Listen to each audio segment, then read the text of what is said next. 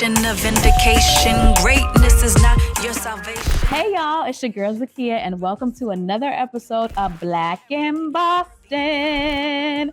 Now y'all are in for a treat today because we are here at Rhythm and Raps on Palm Ave, and we are here to talk to co-owner Justin about what happens at Rhythm and Raps and what's the soul taste like. Okay. Absolutely. How you doing? I'm doing great. Got a beautiful day today. Got music royalty in the building. Been a big fan of your family for a long time. So I'm looking forward to this conversation. Yes, shout out to Rip Shop, Big Yes. Bro. Yeah. Boston legacy. Right there. Boston legacy, and Rhythm and Raps is building their legacy as we speak too, as well. So, for those who don't know what Rhythm and Raps is, can you tell them a little bit about what you do at Rhythm and Raps and who you are? Oh man, I'm a man of many trades, but I say we're a cultural hub of food. Yeah. You know, we're about community, we're about culture, and we want people to have long-lasting experiences here. My role is pretty much a lot of things, right? Mm-hmm. It's about building partnerships. Partnerships. It's about community engagement. Mm-hmm. And it's about growth. How do we continue to do what we're doing in Austin and other neighborhoods? Yes. And how can we bring more accessible flow and healthy options to every community? I love that. So that's the goal. Yes, that's the goal. Chase the applause at the So when you think about your path as an entrepreneur, what are some moments that you're most proud of? Wow, there's many. A lot of ups and downs. I'm not sure if you know, but I'm a serial entrepreneur. So I worked in the music business before. Yes. I worked in art. I worked in entrepreneurship, helping other entrepreneurs. Some of the best moments for me was, I dropped out of college, which disappointed a lot in my family, a lot of folks in my family. One, my mother. Yeah. And so one of the best moments I was able, when I was in the music business, working with an artist named John Legend, I was able to bring her on the road with us for one show. And she was able to bring one of her friends, they're in the VIP, and to see, I think she really understood why I did drop out. I wish I stayed in the streets. That was one moment where I think I made my mother. There's been many more proud moments after that, but that was that moment where she forgot that I dropped that. Wow. Yeah, I feel like I've heard of that artist before, John Legend. Yeah, no big deal. I produced his first mixtape. A lot of people Wow. I forget that sometimes. So Yeah. It's good to focus on the success. Sometimes as an entrepreneur, you focus too much on the failure or what you don't have. Yeah. And I think it's important to always go back and be grateful for great things. I think I struggle with that at times. Yeah, well, you got to remember, you're having an impact now. And speaking of which, with your past in music, how are you incorporating that into what we have now with Rhythm and Raps? Well, music is all about, bringing change. I think we're doing a lot with that with food. Music is about bringing people together. And I think we're doing that in the hospitality business. And we want to be able to sustain culture, sustain music classics, you know what I mean? Yeah. And I think providing space for other musicians to grow. Yeah. So everything I learned in music was how you treat people. Yeah.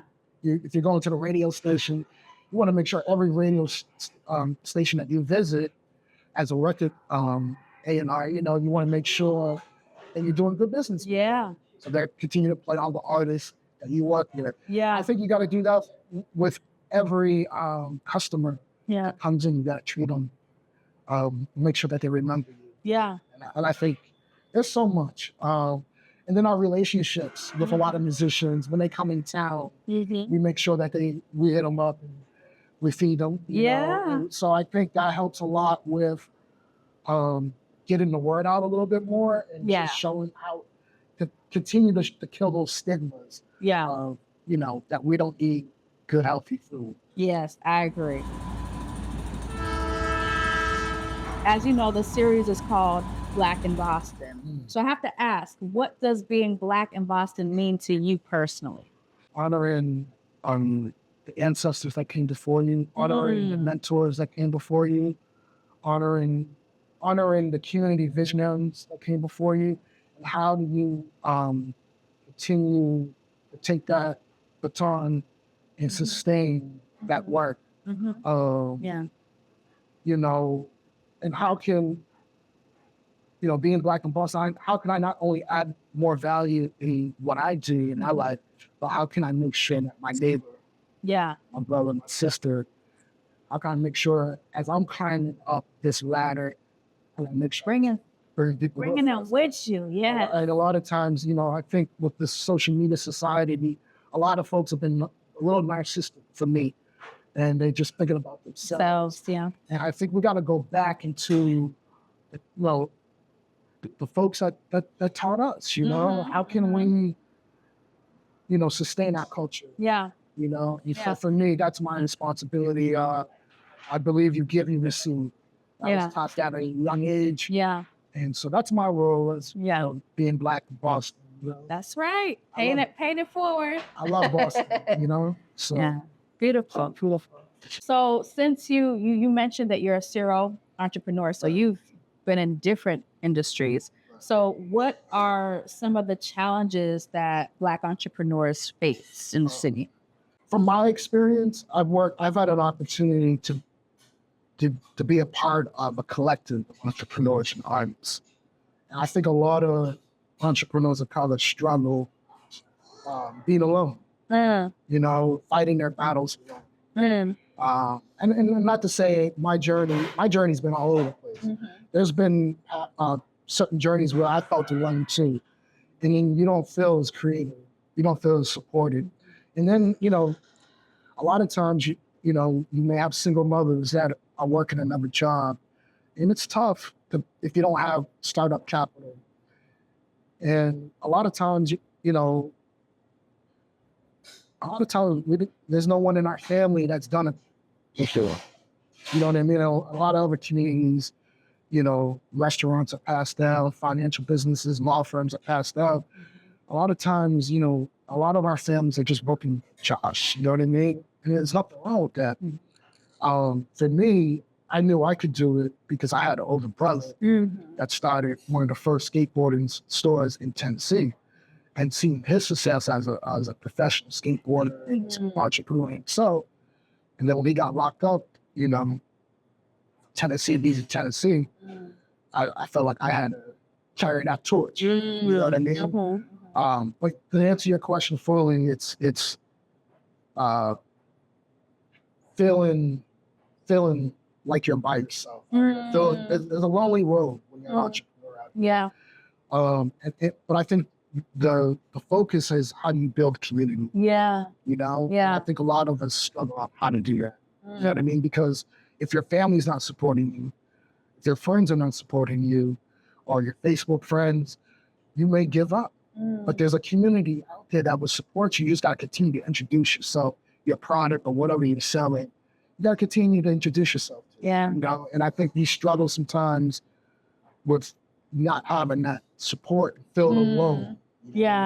Support is important in a venture like this because you got to be in it for the long run. So Rhythm and Raps is vegan soul food, essentially, from what I've gathered. Well, we like to provide, you know, we're in that box yet. So we're fighting to just be known as this is some of the best food around. Absolutely. You know, and to try to kill the stigmas. Absolutely. So speaking of stigmas, like what do you believe the perception is of vegan food within the Black community, and how has that evolved over the years? It's evolved 360 since, I would say, the pandemic, where a lot of us knew that we had to start thinking more consciously about our health. And that's the problem in our community. We treat our cell phones, our cars, our material things better than we treat our bodies, right? Because we've been conditioned to think that soul food is, you know, fried chicken. The original soul food came from our gardens, you know, and, you know, there's so much history. But, you know, I think it's evolving. The problem was there wasn't no creativity in veganism, and, you know, as we're growing up. You know, so even me, before I got into the business, I was one of those. I don't want no turkey burger. You know what I mean? I was conditioned to think, no, veganism is for white people. Right? But as I, you know, got more into the business, you know, you realize that our history is plant-based. And my family's history is plant-based. You know, growing up, I could go, with my family down south, I can go in the garden and grab a tomato, you know, put a little salt on there, and you got yourself lunch. You know what I mean? But it is evolving. But a lot, you know, the stigma has been that, you know, it's for white women. It's just tofu. It's not flavorful. But man, there's so many amazing vegan chefs around the country that are bringing their own flavor. They're really reversing their family's recipes and just making it plant-based. So amazing. Yeah, so I'm excited. There's so much more for the future. Yeah, more to come. So speaking of vegan being basic and boring and all these things, a lot of people do assume that it's bland or expensive. So can you maybe share some ways people might be able to spice it up and try some things? My business partners laugh at me all the time because I have this slogan, which to me is true. If you season your plants, your vegetables, like you season the chicken, there's no difference. I mean, people tell me all the time they love chicken. Yeah. And I'm like, okay, if you saw a little chicken running by, you ain't gonna do nothing. You ain't gonna catch it and cook it and prepare it. And have you ever had bad chicken before, right? And they'll say yes. And why was the chicken bad? Because of the way it was prepared, it wasn't seasoned well. So you just like the season. Yeah. Right? So trust me, if you take some time, you can be creative with as many protein in the vegan diet, plant-based diet. You can be very creative with chickpeas. Yeah. We turn chickpeas into a tuna sandwich. That tastes just like tuna, but it's all chickpeas. You know what I mean? It's all, you know, that's the original soul food. That's what we brought from West Africa. Legumes, you know, the peas, you know, the sweet potatoes. Now you got sweet potato fries, you know what I mean? It's just how you can be creative with it. And I think the affordable part is, that's a myth too. Yeah, a lot of plant-based food can be expensive, but you can go to your local farmer's market and get some mushrooms, get some rice, get some peas. There's a lot you can do. But we've been on a daily basis, we're being advertised unhealthy options all the time. You got the McDonald's feeds, you know, you get a little toy, you know what I mean? But even if you look at a lot of fast food, they're even beyond expensive. Yeah. So what is affordable? Yeah. What's affordable is, you know, is trying to find a way to cook your own food. You know, if you don't have a garden, you know, join a local community program. There's so many, and I'm educating myself more. So when we do open up more stores, we can evolve our programming. Yeah, I think, that's great. And at the end of the day, right, not taking care of yourself is more expensive over time. Absolutely. Because of the problems that might come up. Might as well eat your medicine now than wait till you're sick. Yeah, right? And then pay way more for it. Right. Yeah, I stole that from somebody, but I want to make a T-shirt, you know what I mean, that says that. You know? Yeah. And it's right. We got to start eating our medicine now. Yeah. And treat our bodies like you would treat your brand new car. Yeah, you know? Absolutely. And we've all been victims to that. You know? Yes, of course. We're incentivized to only think about the now. Right. Yeah. So at Rhythm and Raps, you host a number of engagements like poetry and other community events, open mics. Why is community engagement such an important part of what you do? I feel really strongly on community engagement. I was raised, you give, you receive. Some of my heroes growing up were always community leaders. Or someone that may be in sports, but it was always giving back to the community, right? You think about the Bill Russells, who had a huge investment into Boston, and he used his venue, Slade's, which is now still in operation in the South End, Roxbury.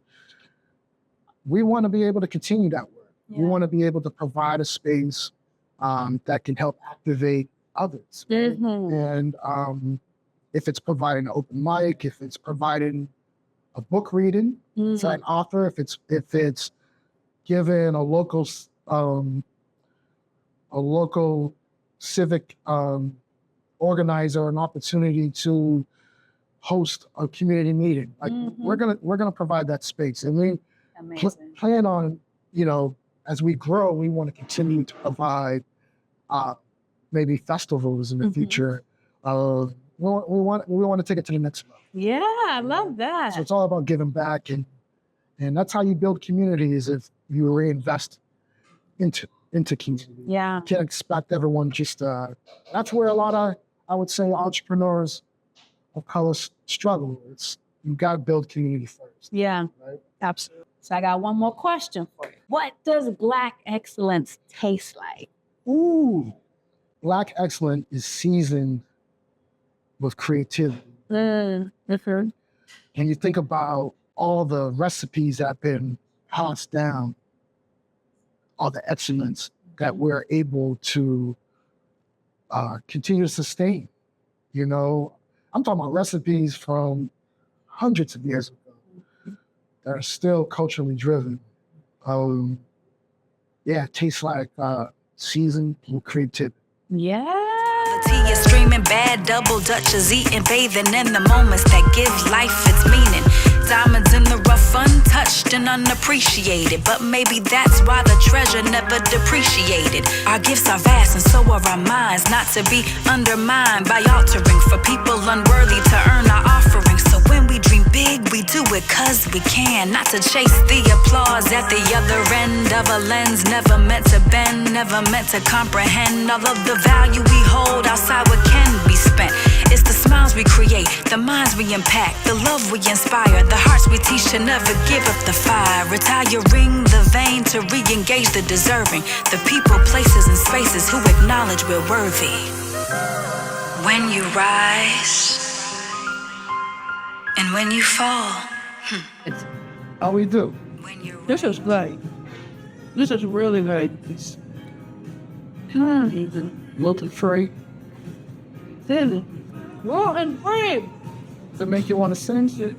Woo! Yeah. Thank you all so much for tuning in to another episode of Black in Boston. Make sure you check out Rhythm and Raps, currently on Calm app, but we'll be coming to another location soon, even closer to you and all over. Stay Black. You're good. When you're right, and even when you're wrong, when you're productive, and when you're not, when you contribute, and when